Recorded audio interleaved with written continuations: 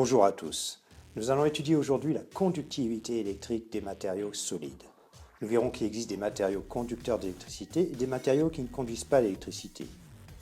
Nous allons nous intéresser à la structure, à l'organisation atomique de ces matériaux pour essayer de déterminer l'origine de la conductivité électrique et d'expliquer pourquoi certains matériaux sont conducteurs et d'autres isolants.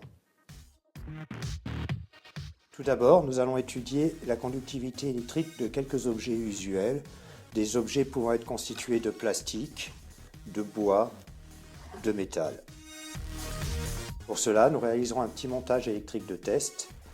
Ce circuit est un simple circuit en série, comprenant un générateur de courant continu, une lampe et le matériau à tester qui sera relié au circuit par des pinces crocodiles.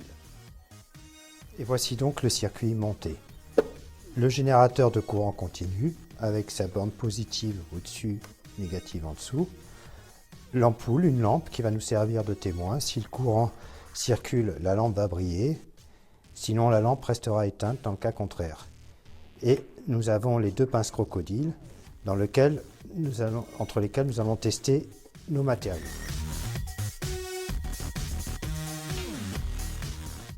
Alors nous allons tester divers objets, une règle en plastique, une plaque de cuivre, un crayon à papier en bois, des mines de crayon qu'on sortira de cette boîte en graphite et une barre de fer. Commençons tout de suite. Nous testons le plastique. La lumière reste éteinte, le courant ne circule pas au travers du plastique. Testons à présent le cuivre.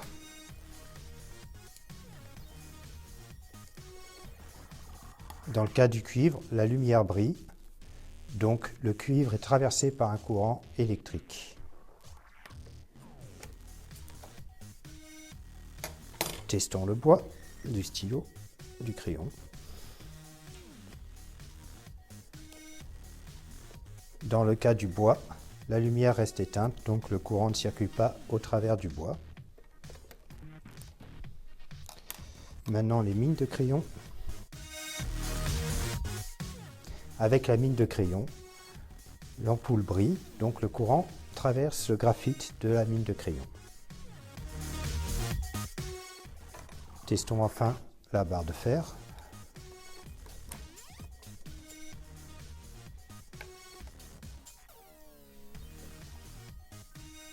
L'ampoule brille, le courant traverse le fer. Nous pouvons donc classer nos matériaux en deux catégories.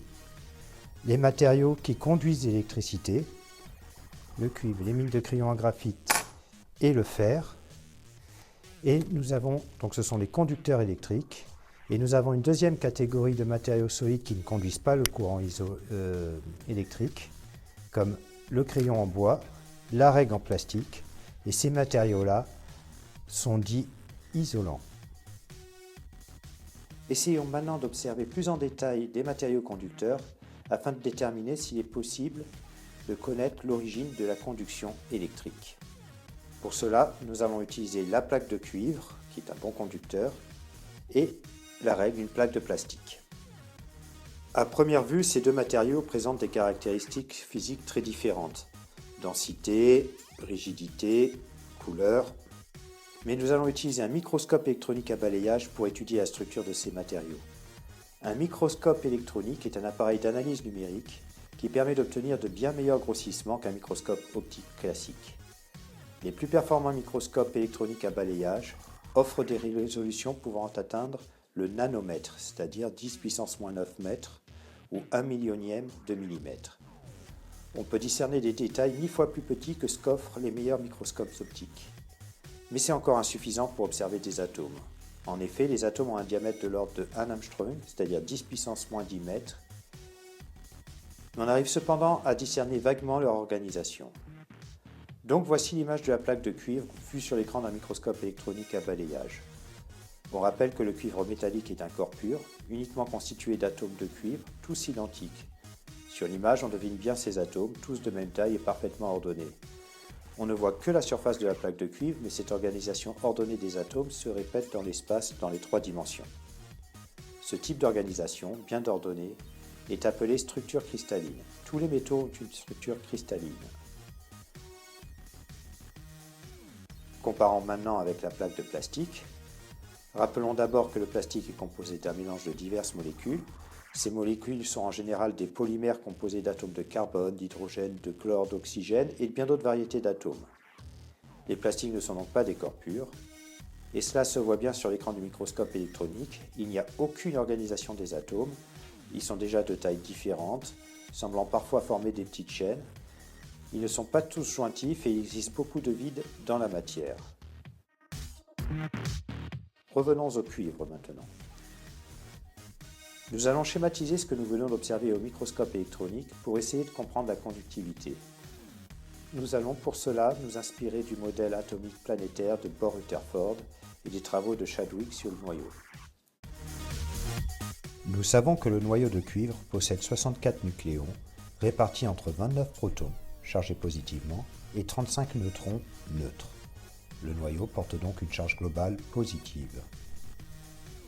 Autour de ce noyau tournent les électrons. 29 électrons chargés négativement décrivent des orbitales réparties sur 4 couches. A noter que ces images sont en 2 dimensions et que l'atome sphérique est représenté à plat, mais en réalité les orbitales des électrons ont une forme sphérique et non circulaire. Voilà maintenant la plaque de cuivre schématisée en 2 dimensions avec tous les atomes bien ordonnés. Pour faire simple, nous allons encore résumer l'atome de cuivre à uniquement le noyau et un électron tournant autour. Considérons que cet électron appartient à l'orbitale externe de l'atome. En effet, les électrons tournant dans les couches internes ont moins d'intérêt pour nous dans notre cas. Voici un schéma très simplifié de la plaque de cuivre à l'échelle atomique et suivons l'électron représenté. Les atomes sont alignés mais aussi jointifs au niveau de leur orbitale externe. À cause de cette géométrie, l'électron, à un moment donné, peut se retrouver à la même distance de 2 noyaux atomiques, le sien et celui du voisin.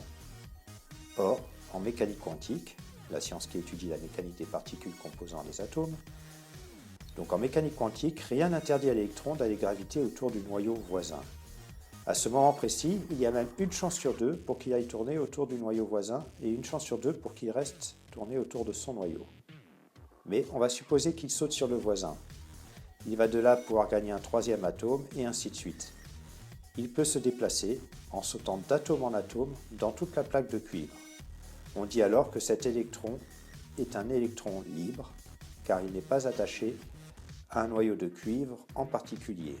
Mais si l'électron libre est libre d'aller où il veut, on peut aussi l'inciter à aller dans une direction ou une autre, par exemple avec un aimant. En effet, l'électron est chargé négativement. Il va donc subir le champ magnétique de l'aimant. Il est repoussé par le pôle sud de l'aimant. Il est alors possible de le diriger en orientant l'aimant. L'électron va à l'opposé du pôle sud de l'aimant. A l'inverse, si on retourne l'aimant et présentant le pôle nord, l'électron va être attiré.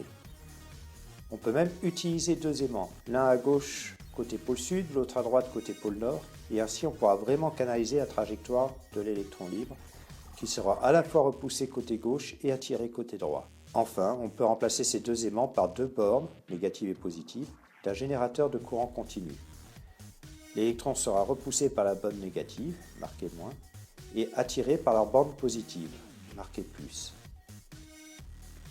En fait, ce sont tous les électrons des couches externes des atomes de cuivre de la plaque qui vont être soumis au même champ, et ils vont tous se diriger vers la borne plus. Or, par principe, le générateur de courant donne en permanence des électrons au circuit par sa borne négative. La plaque de cuivre est donc en permanence alimentée en électrons, qui vont en permanence circuler dans la plaque de cuivre direction la borne plus, par laquelle ils retourneront au générateur. Au passage, ils vont circuler aussi dans la lampe qui brillera. C'est ce courant d'électrons libres traversant la plaque de cuivre qui est appelé courant électrique. Il est donc dû à un déplacement d'électrons libres qui, en sautant d'atome en atome, traverse la matière conductrice de part en part. Revenons une minute sur la photo de la plaque de plastique. On voit bien que la désorganisation des atomes ne favorise pas les électrons libres. Les trous dans la matière, les orbitales externes non jointives et les différences entre les tailles des atomes ne permettent pas la circulation d'électrons libres de part en part de la plaque.